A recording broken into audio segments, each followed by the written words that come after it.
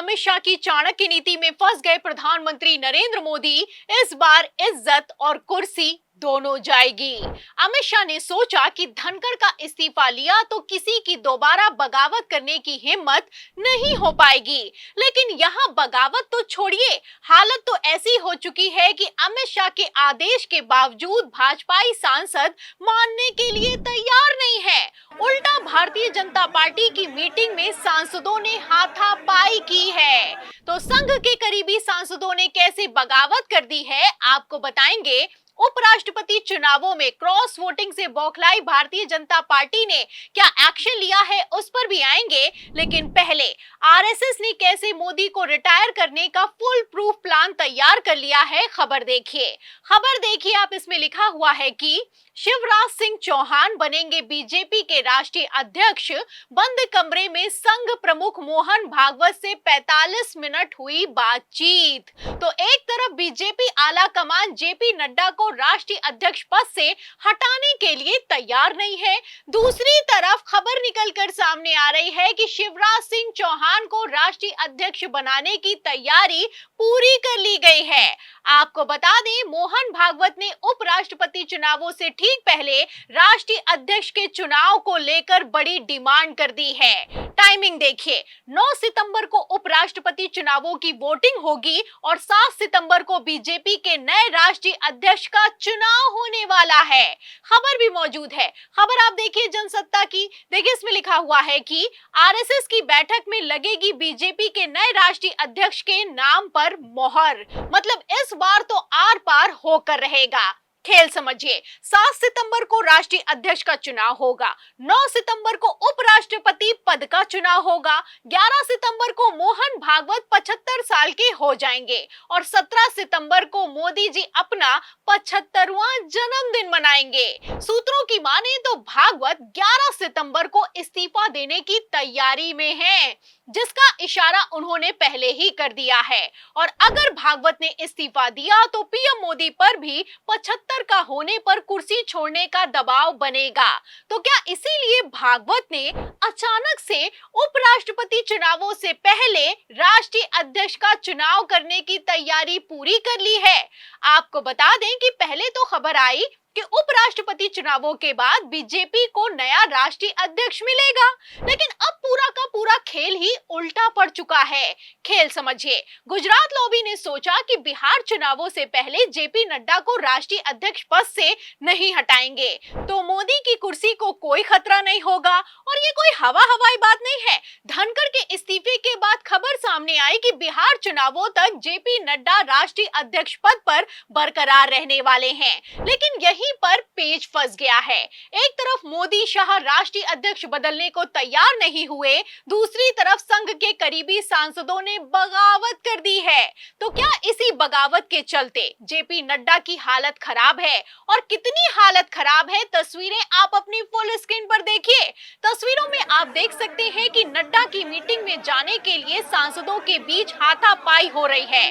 तस्वीरें आप देख सकते हैं कि बीजेपी की राज्यसभा सांसद सुमित्रा बाल्मीकि नड्डा की मीटिंग में पहुंची हैं, लेकिन उनको अंदर एंट्री नहीं दी जा रही है। गेट पर सांसदों को रोक दिया गया है। पहले तो भाजपाई सांसदों ने जेपी नड्डा का स्वागत किया, लेकिन फिर उनको मीटिंग से ही जेपी नड्डा ने आउट कर दिया।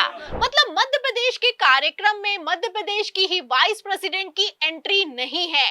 और खबर भी मौजूद है, खबर आप देख सकते हैं, भास्कर की खबर है और इसमें लिखा भी हुआ है कि महिला सांसद को भाजपा की बैठक में जाने से रोका, जबलपुर में पुलिस और सुमित्रा बाल्मीकि में बहस, जेपी नड्डा बैठक में मौजूद थे। अब इन खबरों से और वीडियो से आप अंदाजा लगा सकते हैं कि एनडीए तो छोड़िए, भारतीय जनता पार्टी के ही सांसदों में दो फाड़ दिखाई दे रही है।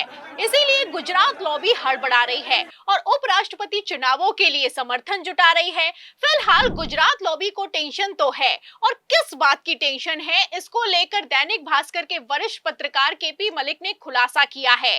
वो लिखते हैं कि उपराष्ट्रपति चुनाव को लेकर गुजरात लॉबी में भारी बेचैनी और हड़कंप की स्थिति बनी हुई है। आशंका जताई जा रही है कि मोदी शाह से नाराज संघ के करीबी कुछ सांसद क्रॉस वोटिंग कर सकते हैं, जिससे मोदी शाह के दबदबे को भी बड़ा झटका लग सकता है। तो फिलहाल इस झटके का अंदेशा अमित शाह को तभी हो गया था जब कॉन्स्टिट्यूशन क्लब के एक छोटे से चुनाव में बीजेपी के सांसदों ने क्रॉस वोटिंग कर दी। मतलब ऐसा पहली बार हुआ कि संघ वर्सेस बीजेपी की जंग खुलकर सामने दिखाई दी। एक तरफ अमित शाह ने संजीव बालियान को खड़ा किया, दूसरी तरफ विपक्ष के समर्थन से राजीव प्रताप रूढ़ी जीत गए। मतलब जिस चुनाव में खुद वोटिंग करने के लिए अमित शाह पहुंचे, वहां भी बीजेपी के सांसदों ने शाह के ठीक सामने बगावत कर दी है। बैलेट पेपर की वोटिंग में बड़ा खेला हुआ है। अब अमित शाह की इस हार से आप अंदाजा लगा सकते हैं कि गुजरात लॉबी का खौफ पूरी तरीके से अब खत्म हो चुका है। एक तरफ अमित शाह के मुंह पर सदन में कागज मारे जा रहे हैं, दूसरी तरफ पीएम मोदी के मुंह पर वोट चोर गद्दी छोड़ के नारे लगाए जा रहे हैं। मतलब गुजरात लॉबी की चौतरफा फजियत हो रही है और इन सब के बीच उपराष्ट्रपति चुनाव होने वाला है। फिलहाल इस चुनावों में इंडिया गठबंधन ने भी मौके पर चौका जड़ा है। एक तरफ जहां खबरें निकलकर सामने आ रही हैं कि चंद्रबाबू नायडू राहुल गांधी के संपर्क में हैं, वहीं दूसरी तरफ उपराष्ट्रपति चुनाव फंस गया है। कि मुझे उस पर कोई आश्चर्य नहीं है कि आंध्रा से तेलंगाना से सुदर्शन जी को वोट मिलेंगे। मुझे आश्चर्य इस बात का है कि भारतीय जनता पार्टी के कितने सांसद सुदर्शन रेड्डी जी को वोट करेंगे। लगातार सूचनाएं आ रही हैं और मैं पिछले 3 महीने से कह रहा हूं आपको कि कम से कम 3 दर्जन सांसद ऐसे हैं भारतीय जनता पार्टी के जिन्होंने विरोध में झंडा उठाया हुआ है। 3 दर्जन सांसद ऐसे हैं जो भारतीय जनता पार्टी के उम्मीदवार के खिलाफ जाके वोट करने को तैयार बैठे हैं। तो इस तरह से भारतीय जनता पार्टी की स्थिति ऐसी संशय वाली बनी हुई है। और दूसरा सबसे बड़ा सवाल ये है कि जो चाणक्य हैं पार्टी के, जो तमाम चुनाव जिता देते हैं, वो एक छोटा सा कॉन्स्टिट्यूशन क्लब का चुनाव नहीं जिता पाए। तो वरिष्ठ पत्रकारों की माने तो पूरा का पूरा खेल पलट चुका है। उपराष्ट्रपति चुनावों से ठीक पहले संघ ने भी आपदा में अवसर ढूंढ लिया है। तो क्या क्रॉस वोटिंग से बचने के लिए उपराष्ट्रपति चुनावों से पहले राष्ट्रीय अध्यक्ष का चुनाव होकर रहेगा? और क्या राष्ट्रीय अध्यक्ष बदला तो 17 सितंबर को मोदी का इस्तीफा होकर रहेगा? फिलहाल कई तरह के सवाल खड़े होते हैं और इन सवालों के बीच मोहन भागवत ने कमान संभाली है। मोहन भागवत ने पहले कह दिया था कि 75 का होने पर खुद को साइड कर लेना चाहिए। अब मोदी जी खुद तो साइड होने से रहे, तो क्या मोहन भागवत खुद मोदी जी को ठिकाने लगा देंगे? और क्या संघ वर्सेस भारतीय जनता पार्टी में उपराष्ट्रपति चुनावों में बड़ा खेला होकर रहेगा? फिलहाल कई तरह के सवाल है और इन सभी सवालों के जवाब 9 सितंबर को उपराष्ट्रपति चुनावों की वोटिंग में सबके सामने आ जाएंगे।